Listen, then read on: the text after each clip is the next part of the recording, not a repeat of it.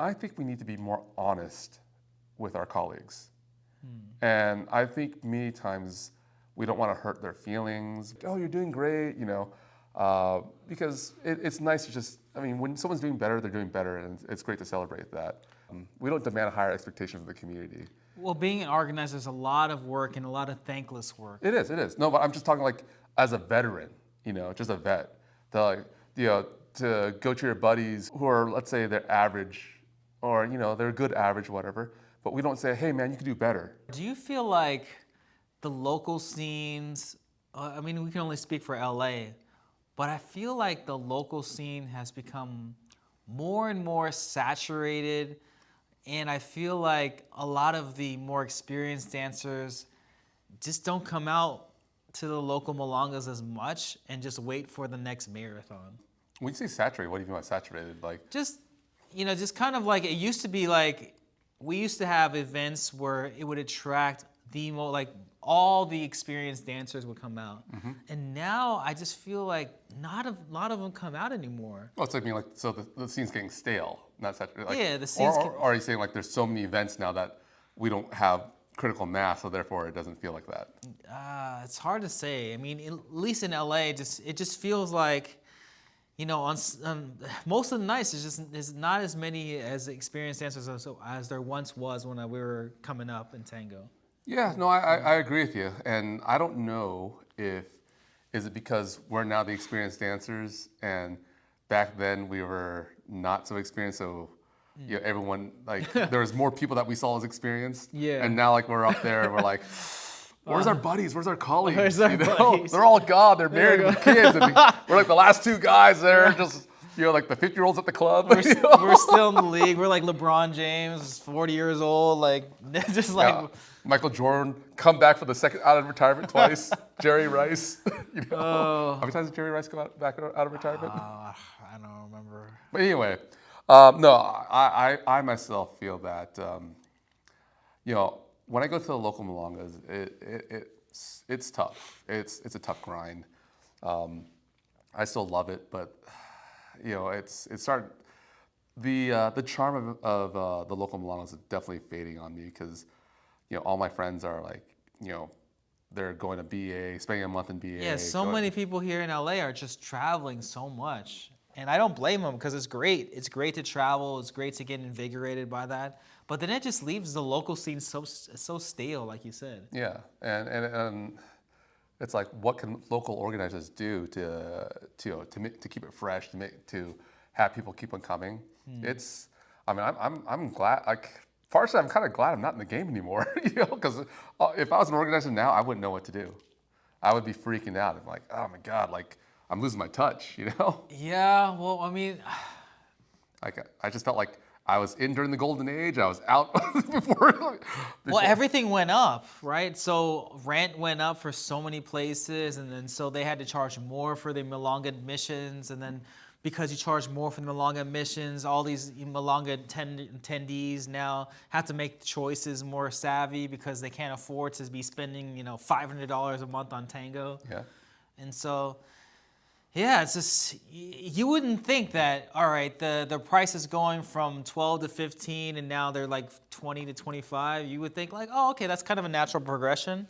Sure, but if you think about it, if you're dancing 4 to 5 times a week, what used to be around $12 to $15 is now double that. So imagine you were spending maybe $200 a month on tango. Yep. Now you're spending close to $500 on tango. I know. And it's just hard to justify. Yeah, especially if you're new, you haven't been bitten by the bug yet. Forget about it. So, and that's just the milongas. Let's talk add in class time too, and you're expected to take the workshops, privates, go to these festivals and marathons. It's a tough one, and I feel especially when we have local events, local festivals and marathons, I always feel like there's a lull after that. For a couple weeks, the local scene's just dead. People just don't come out anymore. If we have a great marathon or festival here, you could just forget the local marathon milongas for a while. It takes a week to 2 weeks to recover. Yeah. Yeah, but so what is it like? Do we need new fresh faces in like as organizers to attract new, fresh faces, or what do you think it's like? What do you think we need as a community? Fresh faces would be nice. We always say this. How do we get more new people into tango? It's a difficult task. And even so, it wouldn't cure a lot of the problems because there's a huge, you know, learning curve. Learning curve. Yeah, there's a huge learning curve for the people. So even in the beginning, there's going to be a lot of beginners, but do you really want to dance with them? No, because they have to get past that learning curve first for you to enjoy it, right? Unless you have some people that just, you know, come in and just like... Naturally talented. Yeah. But then again, that's very rare. Yeah. But... So, like, do people... I mean, I guess the big question is how, you know, how to make the local scene more enticing so that people don't travel away from the local scene. And let's say they, like, I mean, and then on the flip side, let's just say you're a local guy or gal, like, what's, you know, how much commitment do you need to make to the community? I mean, if you just want to dance once a month and you're a good dancer, shouldn't that be enough? Yeah. You know, I mean, like... Oh, I feel like our scene really relies on the experienced veterans. Like, if we didn't have the experienced veteran dancers in LA, I think a lot of these milongas would not be able to survive. No, I agree. Because we just don't bring in a lot of new energy. Yeah. No, and I guess that comes back down to, like... If the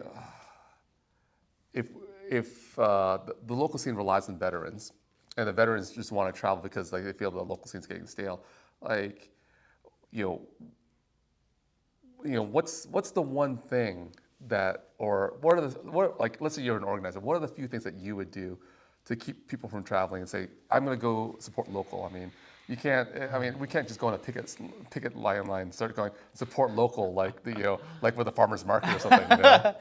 I think honestly, maybe we need to go to membership fees a month. Maybe there needs to be something like that, or some loyalty program.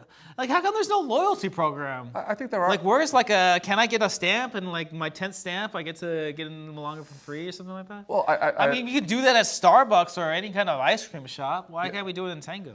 Yeah, I mean, there are loyalty programs. It's you know, far and few. Like Maria Elena, Corazon has a loyalty program where you can buy a package at a cheaper price.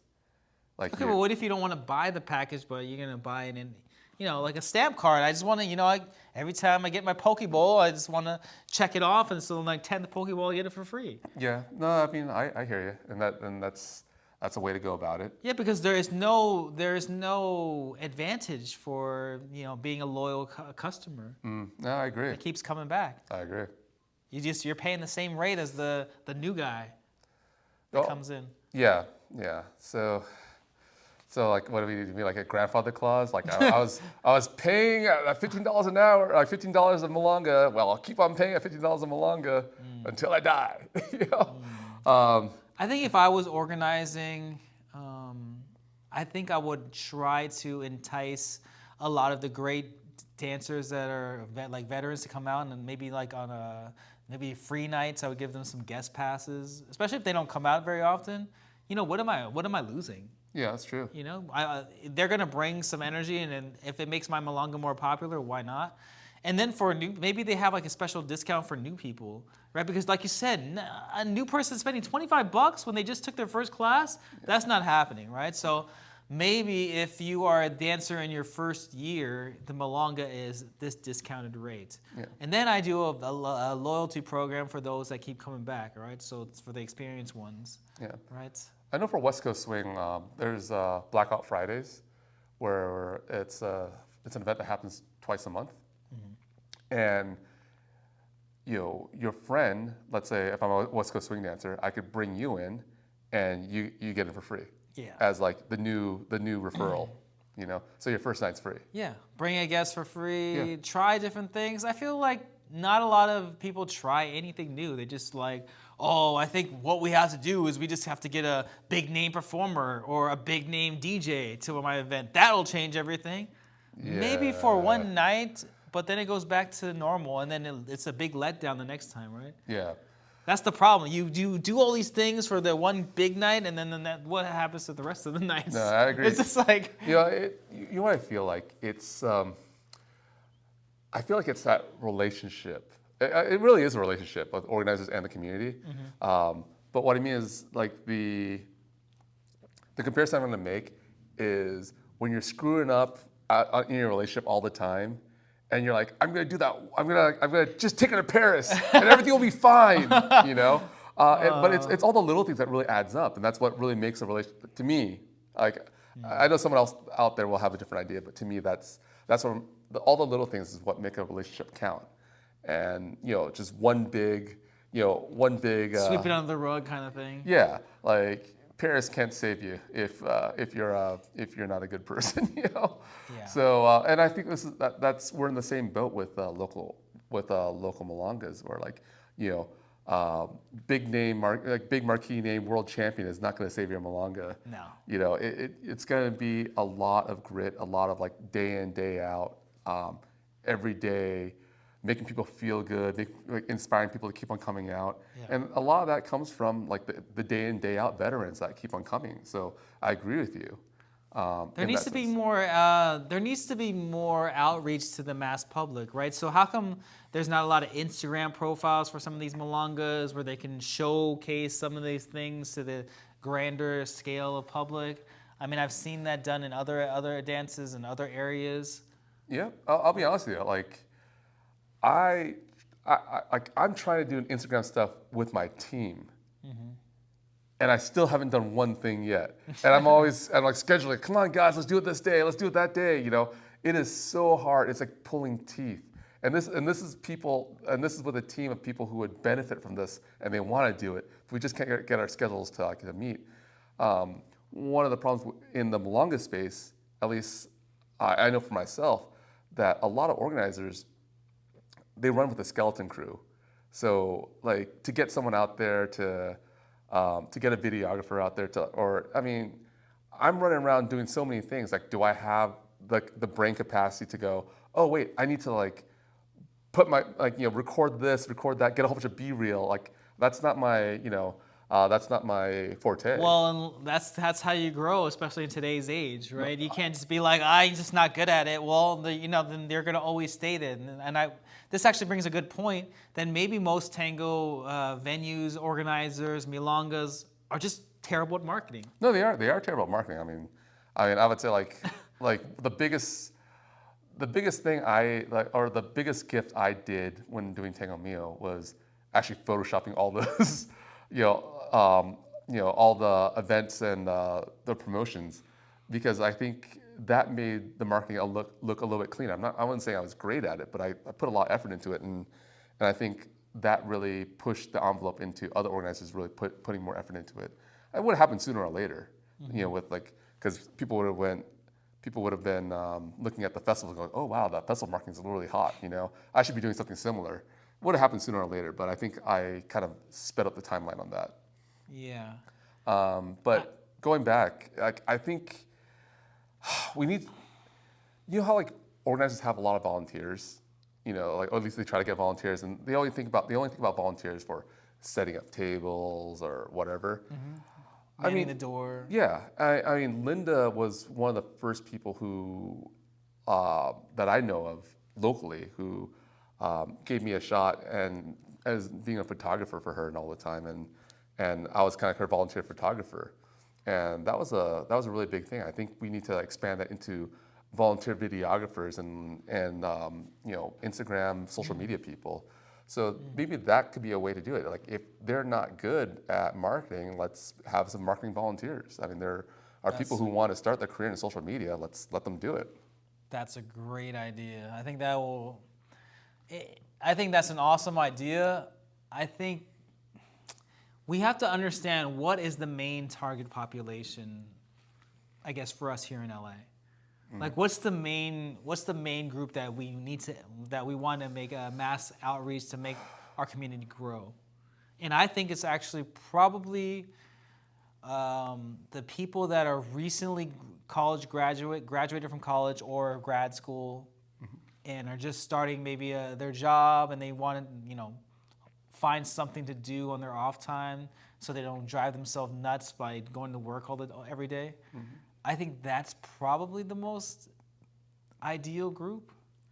Yep. I would say I agree with you, and I'm going to put it into I hate to put it in this aspect, but it's almost like the people who don't have kids yet, or the people where the kids are already gone off to college, because then you have this big chunk of time. Yeah, like that's true. you don't have all those responsibilities yet to raising a child. So it's like, okay, I could put all my time into learning a dance and being social and find a new group of friends, especially as you said, like the college graduates or grad school, whatever, because you've left your high school friends where you've probably been in that community for 12 years, whatever, and now you've got off to college and you haven't really quite made your major group of friends that are mainstays. Everyone goes off in their own separate direction. Right.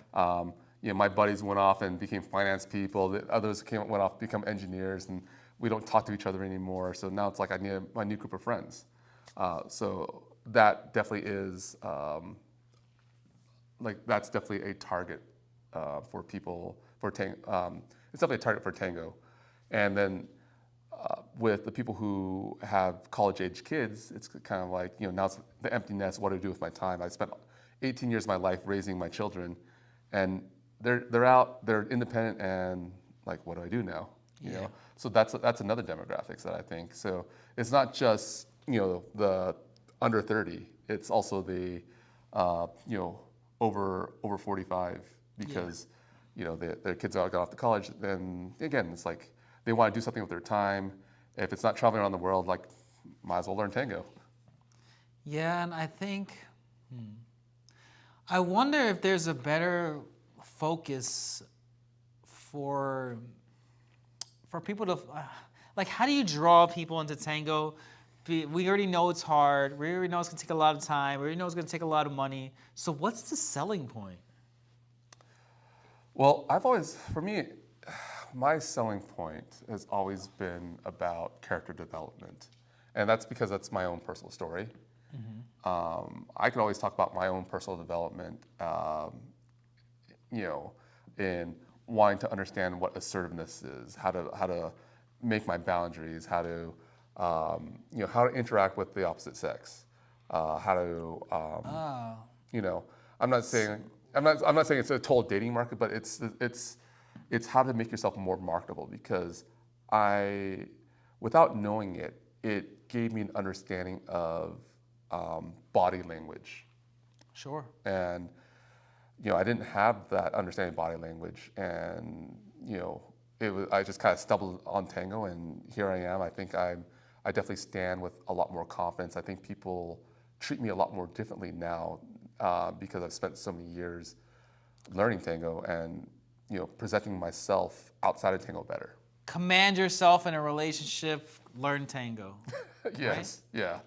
And not just dating. It's just any like work any relationship. Yeah, yes. Like how you interact with people.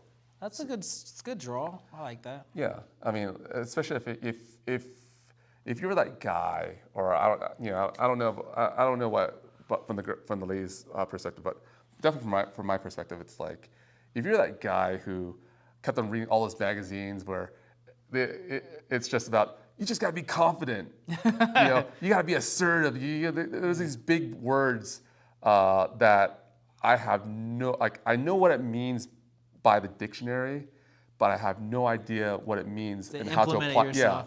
Yeah, because I remember it was the whole, oh yeah, if I just wear cool clothes and had sunglasses and like lean like the fawns, I could do this, right? And no, it didn't work. I just looked like a poser, So, it's tango is definitely one of those skills where you learn, the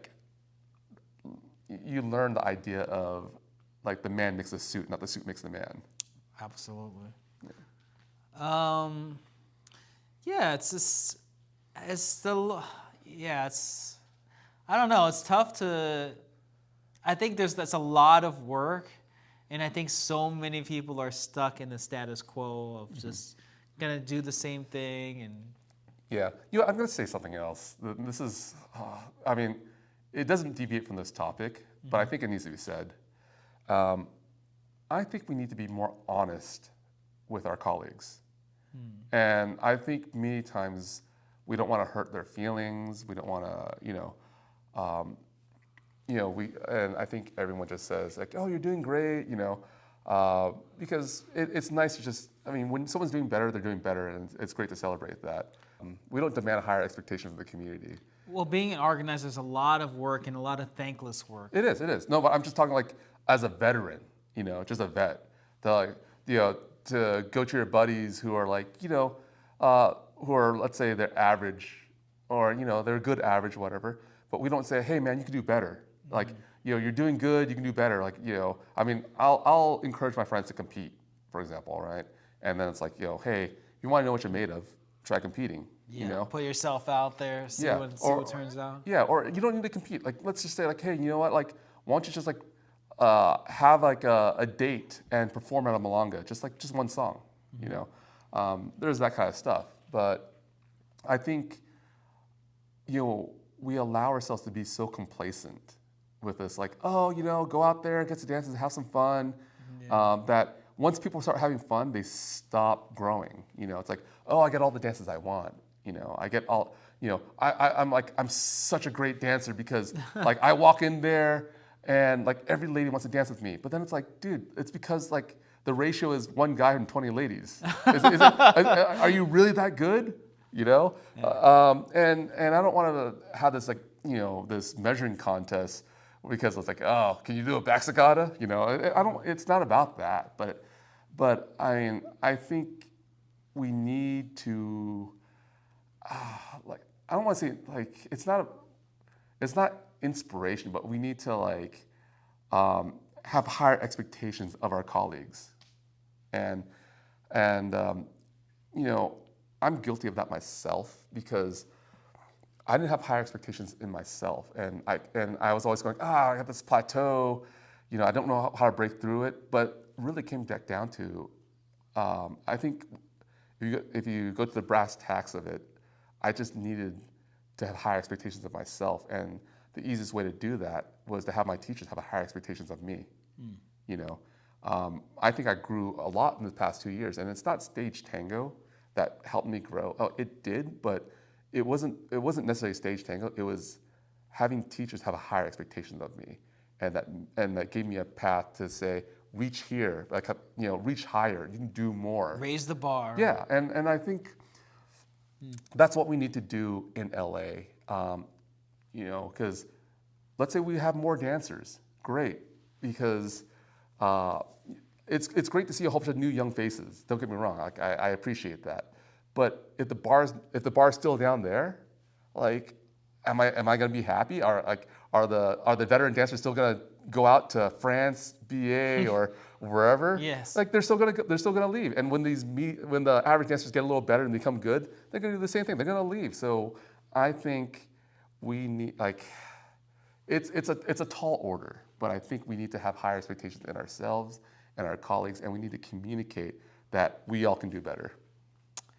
Definitely, and to hold each other accountable to get to that point, that would be great. But let us know if you missed if we missed anything talking about local scenes, and especially here in Los Angeles, where, let's be honest, ever since the last marathon, some of the local scenes have kind of been slow recently, and hopefully things pick up. And we'll work things in that direction. But we would like to know, what are things going on at the local milongas in your neighborhood, your area? We would like to know, because maybe it's just an LA thing. Who knows, right? But thank you so much for watching, and we will catch you on the next one. Thanks for tuning in to this episode of Left Foot, Right Foot.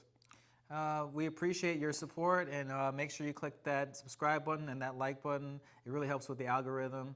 And also, you receive all our latest updates. Thank you.